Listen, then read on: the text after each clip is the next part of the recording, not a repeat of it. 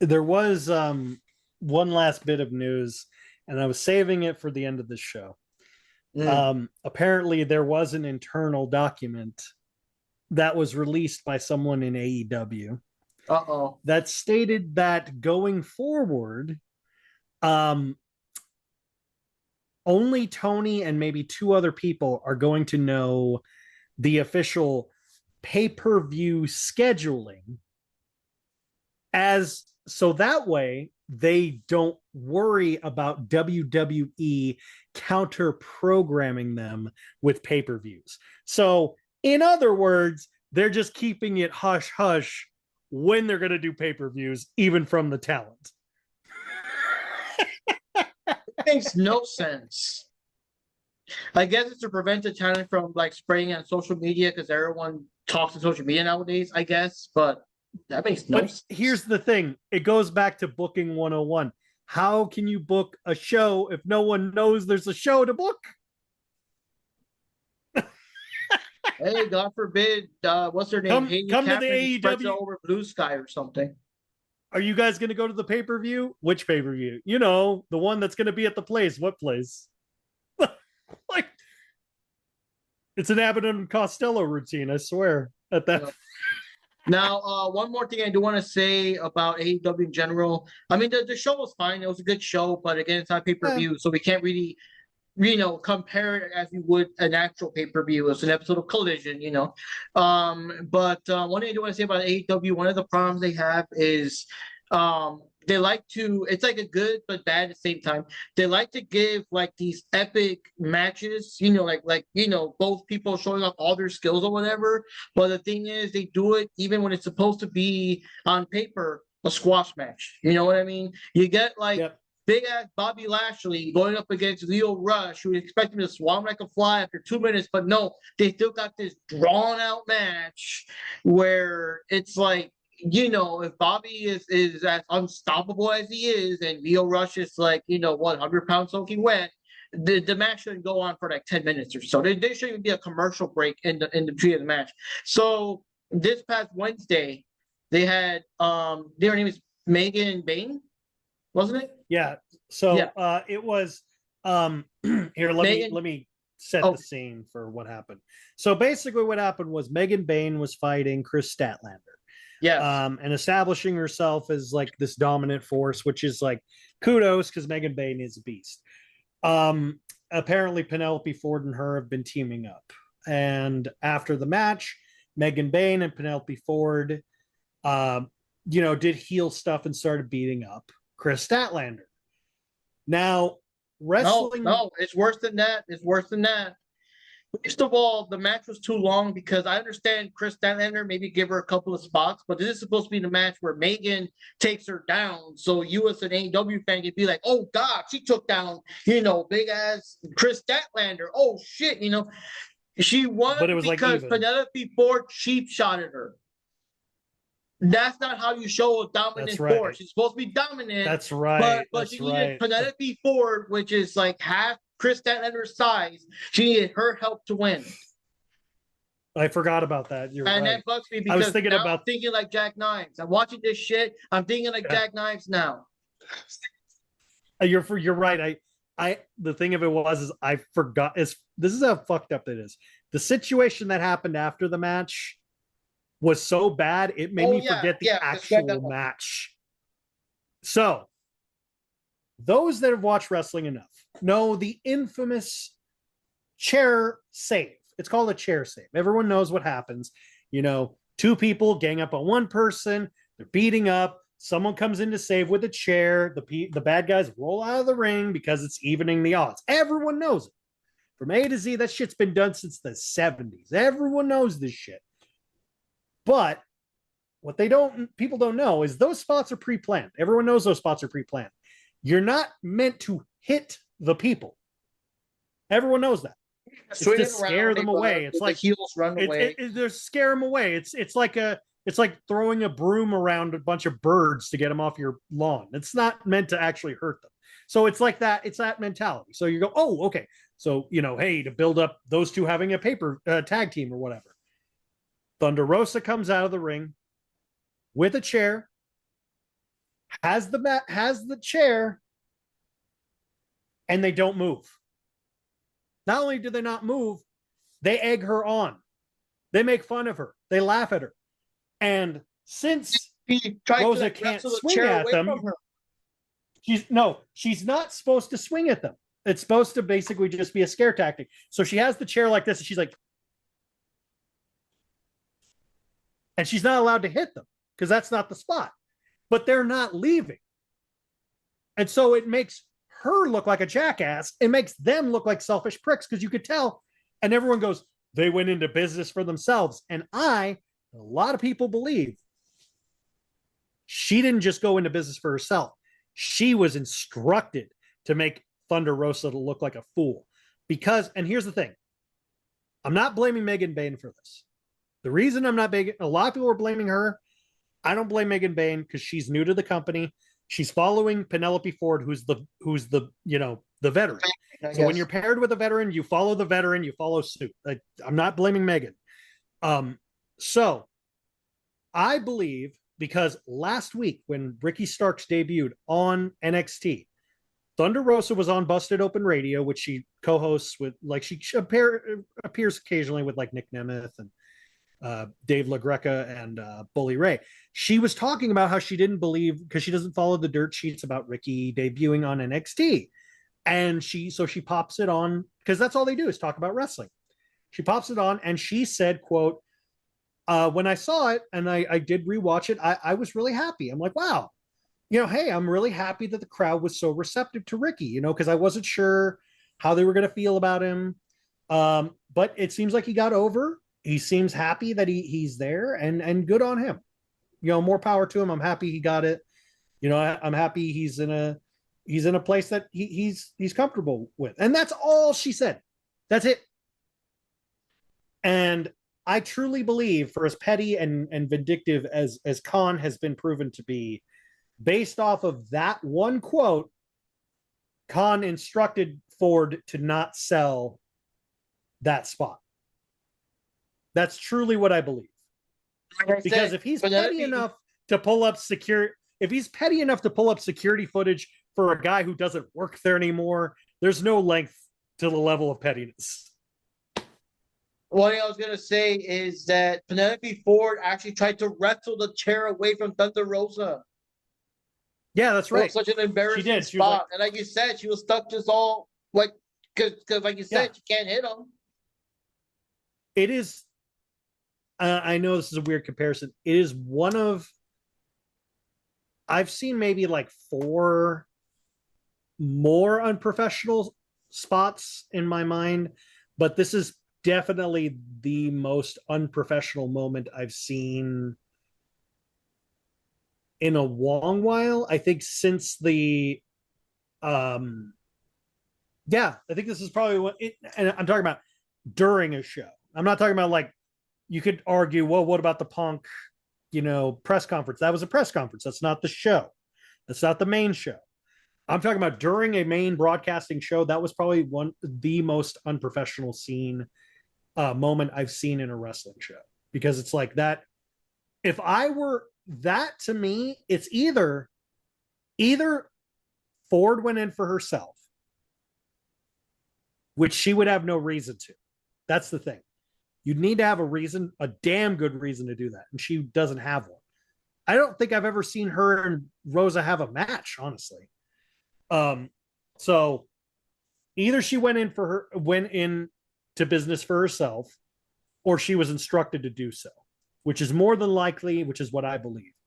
And either way, it makes the company look bad, the wrestlers look bad, and it makes everyone watching it understand that this is an unprofessional setting. This is an unprofessional place full of petty bitches. That's it. Because Rosa is not unprofessional. Rosa is a veteran who has her own wrestling school. So she knows the game better than almost probably any other woman in that roster. So for them to do that to her is a major fuck you. So that's pretty much all I can say about that. What's your opinion, Mark, watching it?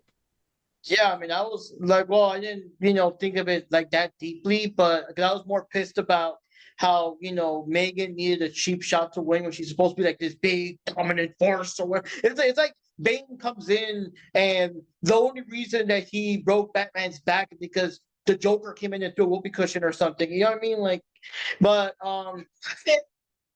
yeah, but then this thing here, I was so confused because Thunder Rosa was like trying to hit him, and like you said, she was just stuck like that because she can't actually hit him because I got the spot.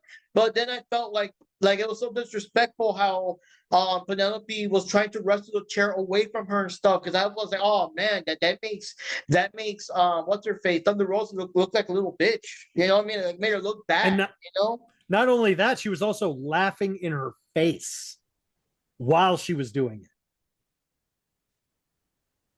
I'm wondering because it's pretty recent. It was like just this past Wednesday, but I'm wondering if there's any. They always have those little reports.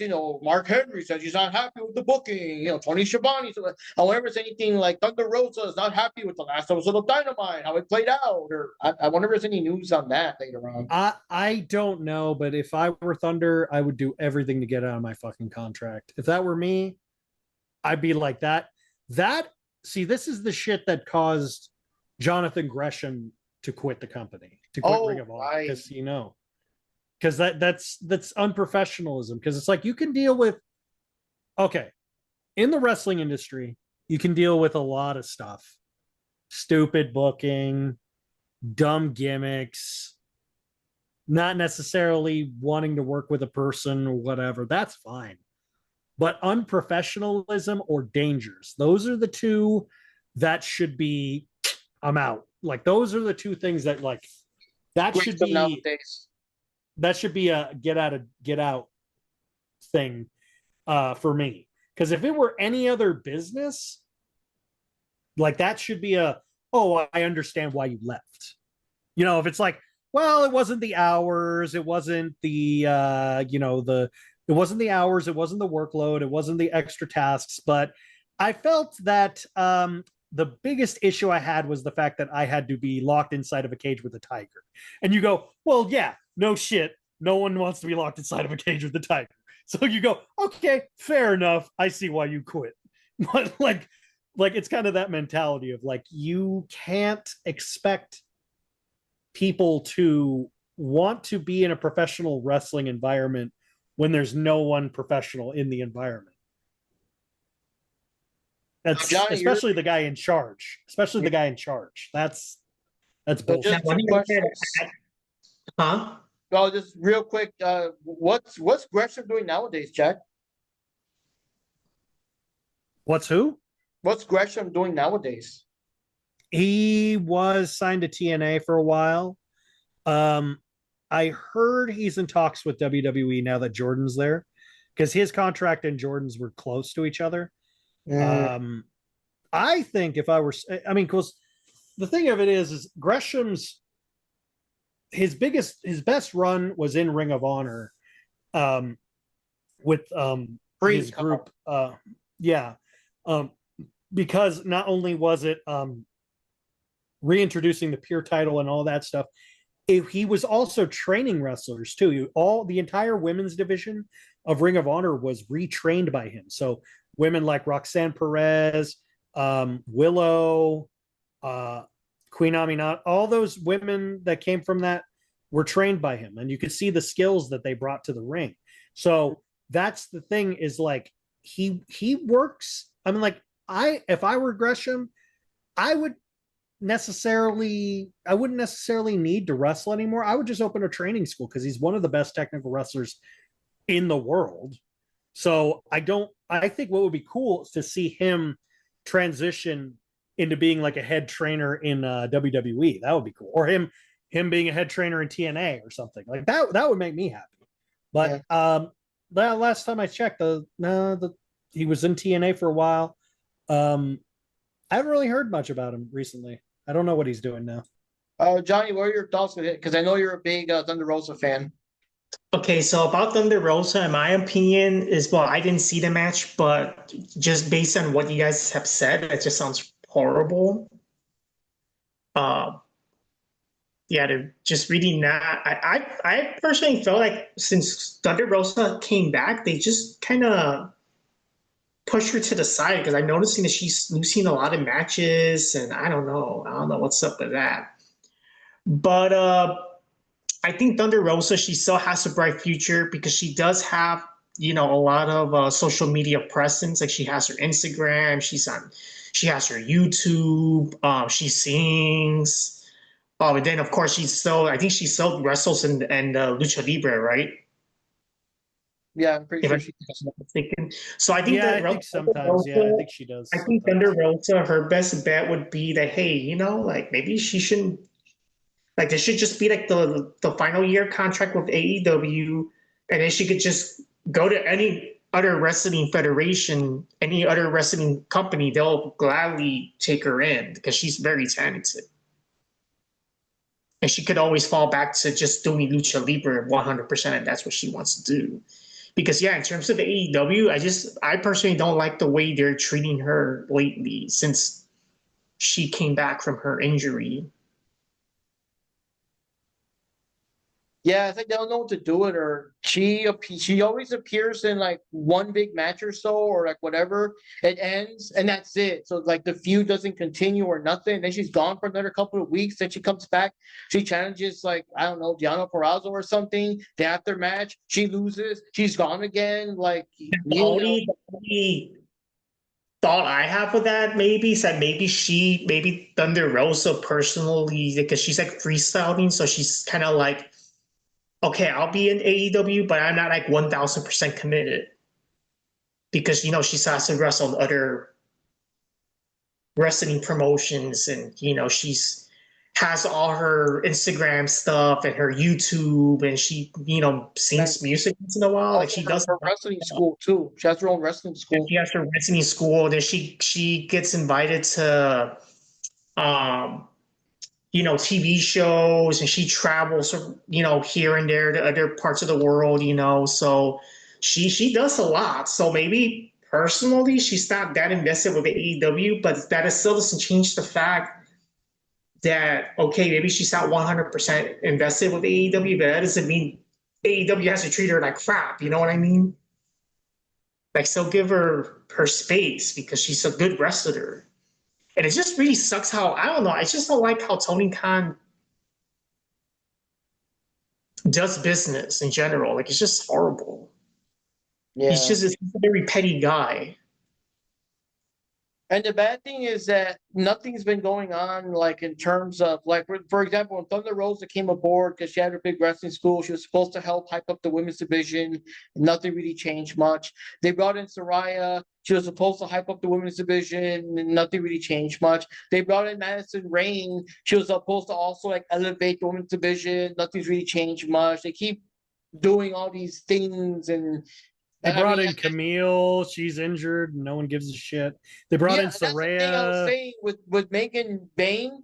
They booked her the way that Camille should have been booked because that's how Camille was in NWA. She was this big, unstoppable, and so was Megan Bayne in Stardom, and they should have booked her. They should have booked them the same way, and then they could have clashed together, and that would have been cool, But no, they didn't know what the hell to do with them. And then, like I said, the way they book, like they have like Saraya, wherever the hell. I know she's on her book tour right now. She released her autobiography. Yeah. They have good ideas, they have good intentions in terms of all that, but it's just, I think it's Tony Khan messing it all up. Yep. He messes That's the thing. That's the thing is he's suffering from the same thing that Vince did before Hunter took over, which is that he cannot let anyone have control. And like, here's a little bit of a tangent. So a lot of people are kind of like freaking out, like that Jesse James, aka Road Dogg, is now they're putting him back in charge of SmackDown. And the reason people are pissed off is because they're basing it on the SmackDown era during the COVID era was run by Jesse James, or pre-COVID. That was like pre-COVID. And they're going, oh, but it was shit. It was a crap show. I'm like, that was because of Vince. Raw and SmackDown were garbage because Vince literally interfered. He would not let anyone have creative control. You and Mark, you and I remember reports that said that literally day of the show, he would rip up the scripts and they had to go on the fly. And we could tell the product was shit because they didn't know what the hell they were doing. But if you have a guy who has creative ideas and you allow that creativity to go, let's see what works, let's see what doesn't work, you can see more qualities that they can bring. Like if you work in a workforce and you are micromanaging every employee, it will never be a successful business. But if you allow certain workers to work that work better in this field and ones that work in this field, and you allow them to thrive, and you also keep track of their faults and go, hey, work a little harder on this, work a little harder on that, but not too much interference, you'll have a better workflow. It's the same thing in wrestling. You look at the guys who work, look at the guys who don't. The reason WWE is thriving is they're allowing, like Mark, you and I know Johnny did too, we used to hear this term that WWE coined, and they used to call themselves this, and we were like, bullshit. And that was the land of opportunity. Remember, they called that all the time. Yeah. For years they said that shit. And we were like, bullshit. But legitimately, Hunter has actually turned WWE into the land of opportunity. So the way we wanted it to be, especially in NXT, it has become the perpetual place that you could get over. You may not, but you could.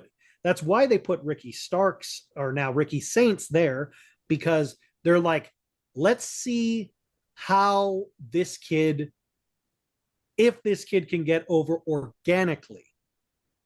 Like, let's see him get organically over with the fans.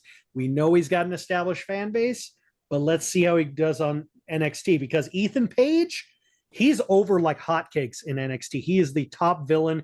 He's such a bastard. He's so good as a villain. And everyone's looking at like, why did AEW screw him over? Like, because they didn't give a shit about him. That's why. And so you're seeing it, like Sean Spears is getting over as a villain. Lexus King is getting over, aka Lexus King is Brian Pillman Jr. He was treated like shit in AEW. Now he's this really stoic asshole with these like painted in sideburns, and he's such a fucking dick, and I love it. But like I said, they allow them to thrive, and that's what you need to do. Let them establish themselves, get over organically, and then build off of that. But if you don't give them the opportunity to do that, they're never going to get over. Like, no one's ever going to get over except for the guys you like. Yeah. I mean, hell, I think they're all shocked that the Outrunners are getting over organically. They're fun guys, though. Oh, I'm It's saying, like Macho Man fused with Hogan, basically. And right. But I'm saying, they're like an example of a team that the company had zero faith in, but then they're getting over organically. Yeah. As opposed to like, say, a team like FTR that they were just shoved down our throats no matter what. And it's like, God. And it's like, you got to let them thrive in their own way. And then, like, hell, I don't even like them, but the Acclaimed, they were an example of getting over organically. So you have to let them have the opportunity to do so, not just the guys that you like. Yeah. I don't give a shit how many times you try to tell me Orange Cassidy will never be a top tier wrestler. Yeah. So anyways, guys, I think we're kind of wrapping up for the evening, because again, it's a shorter thing, because it was just a 2-hour episode of TV that we're reviewing. It was more, I guess, the backstory behind it. We just had to cover it, And also because originally I thought it wasn't going to be a pay-per-view, so I said, hey, let's cover it. But then we find out it's not. But then it's all this background drama and say, yeah, Jackson have a field day with this shit, stuff like that. But and also I really want to see Johnny's reaction to all that too, because that's. And Johnny brought up the good point. I forgot all about the hotel. That is a good point. Booking a hotel near the big event. Now the other event's probably like across town or some shit, and you gotta like I didn't even think about that. I was thinking more about the plane tickets and not getting reimbursed or refunded or whatever from the My God. But anyways, guys, so yeah, wraps up for the Diving Color Wrestling podcast here. This is Mark Rodriguez signing off, and Jack Knives from Jack Knives Reviews signing out. yep, I think the Wendy is zonked out, so leave it here for the one, the only, the man of the hour, the man that's too sweet to be sour, Johnny Rodriguez. Rodriguez. Yep, See there you you next go. time, guys. Yep, see you next time, guys.